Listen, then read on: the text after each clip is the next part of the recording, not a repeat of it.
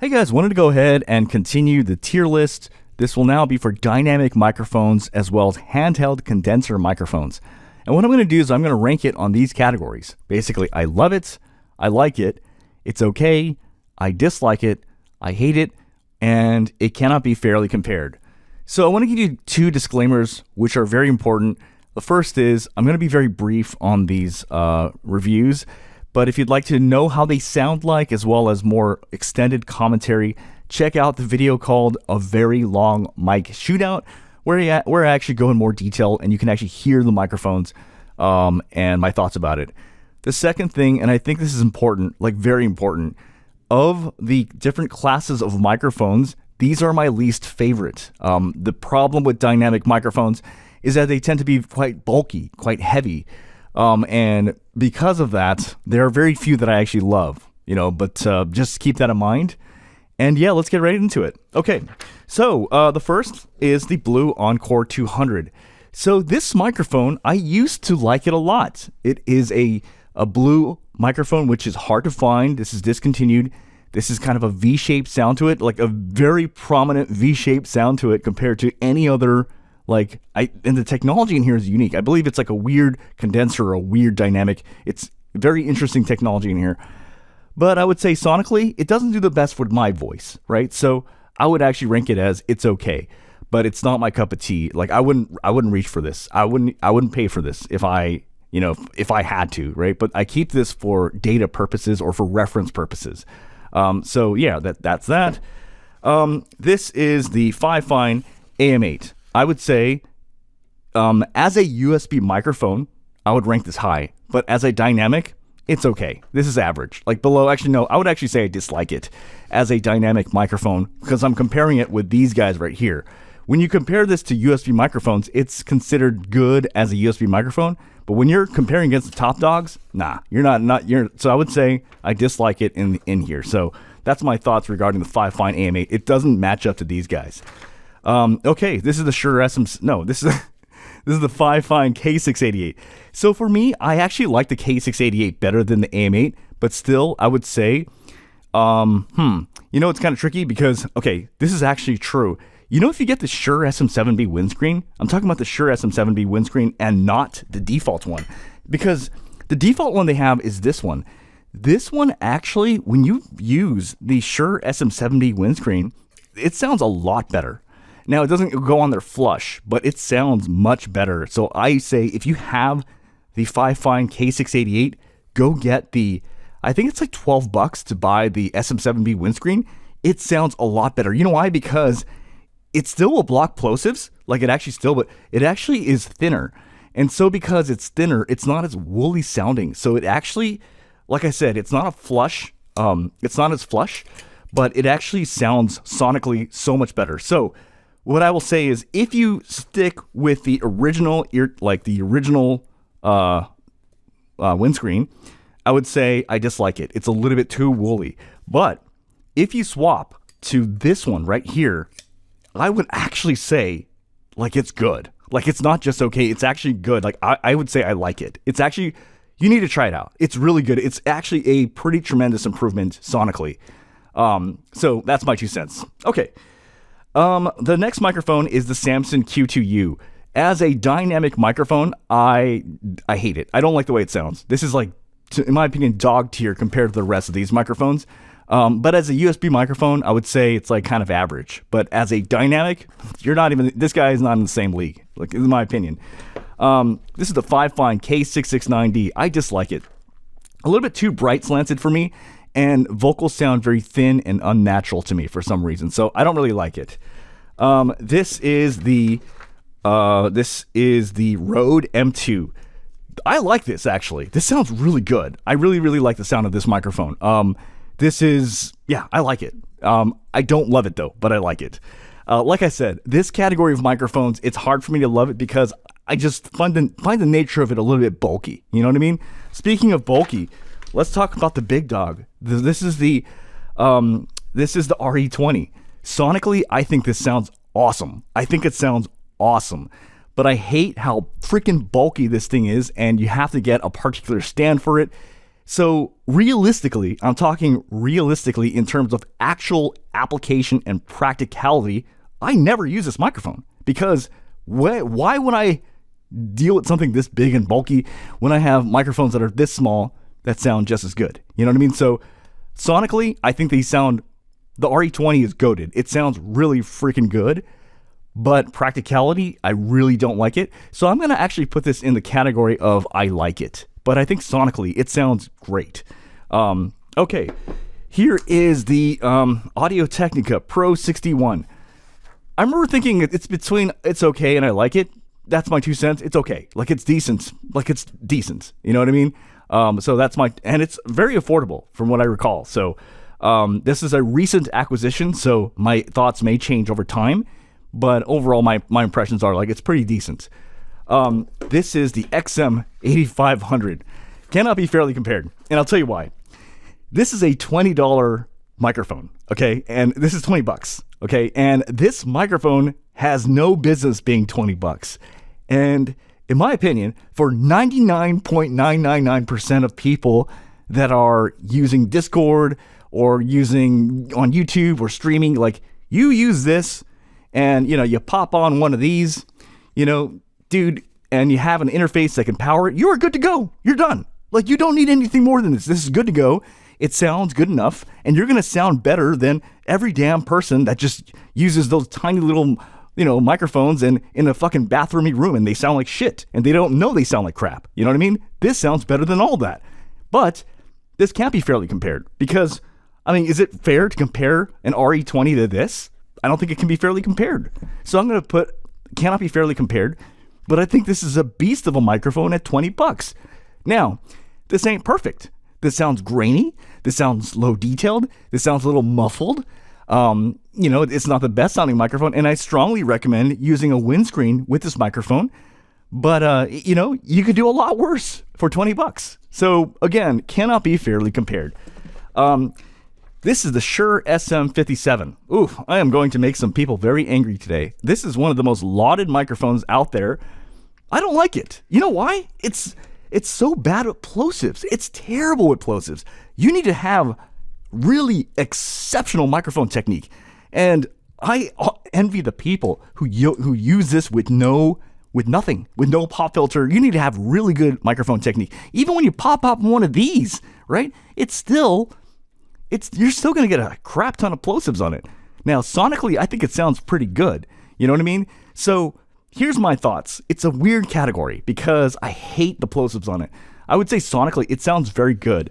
But practicality, it's not very practical for me. So I don't feel right saying I dislike it, but I kind of do. But then I also say I like the sound of it. So I don't know. I don't know what the hell to call it. You know what I mean? It's definitely not okay. It's good. But I just think it's terrible, absolutely dreadful with plosives. So there's that. So I guess that's a cannot be fairly compared, maybe, because I can't put a fair line on it. Because what do you call something that sounds good, but you'll never use it because it has such shitty plosives? And perhaps people say, well, that's just you. Maybe, that's just what it is. Like, I'm not going to use it because it's not practical for me. You know what I mean? So that's my 2 cents regarding SM57. Again, I think it's very prone to plosives, probably more so than any other microphone in here. So that's my 2 cents. Okay, this is the Ethos. Oh man, I love this microphone. I love it, dude. Now I have to admit, it's not perfect. It can sound really, really super dark, and it can be a little bit too much, especially if you tack on morning voice, as in because my voice is deeper in the morning, and then you tack this on, and then you freaking eat the mic. Oh my God, it's just like, what the hell? That's way too much bass. You know what I mean? But if you're looking for what's funny? Okay, I'm going to give you a silly analogy, but it's going to make sense, I think. Okay. Let me try this, okay? Let me try. The SM7B is warm and smooth, okay? This is just badass. It's a very badass sound to it. Is this the best way I can say it? It's just it's not warm and smooth. It's just more get out of the fucking way. I'm coming in the door. You know what I mean? That's the kind of tonality I have with this microphone.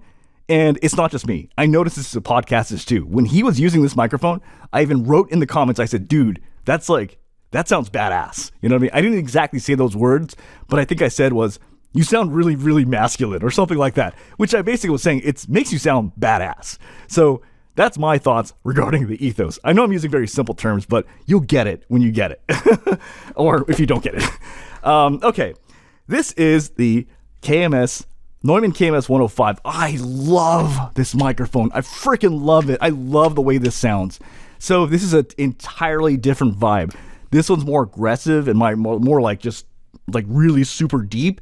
This is more like this is neutral. I swear to God, this is like as close to neutral as it is. It's not super bright. It's not super warm. It's not V-shaped, but it sounds smooth. I love this microphone. So I would absolutely say the KMS 105, I absolutely love it.